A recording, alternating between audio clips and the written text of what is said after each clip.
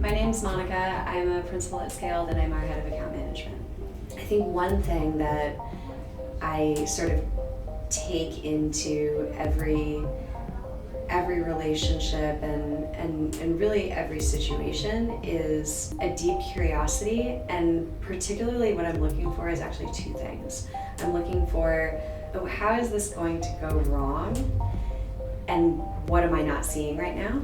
I'm always looking for that thing, and then I'm always looking for what's the one thing that we could do here that would make everything else exponentially better.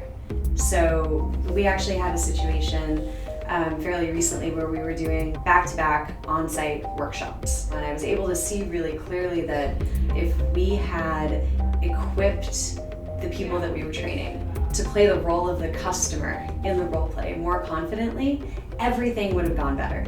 Because we were like, why won't they just role play this cold call? And we realized that it wasn't the person that was playing the role of the rep. They knew how to do that. They knew how to do their pitch, but they didn't have a good partner because the person on the other side of the table didn't understand how to play the role of the customer, which is a whole problem in and of itself. And that's why we were doing the training, because they didn't understand their customers, right?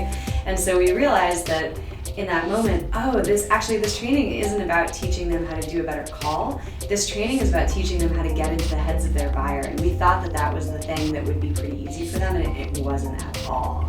And then that made me really rethink the way that we deliver those trainings. I'm like, oh, this is all we have to do. It's not about getting them to deliver the cold call script.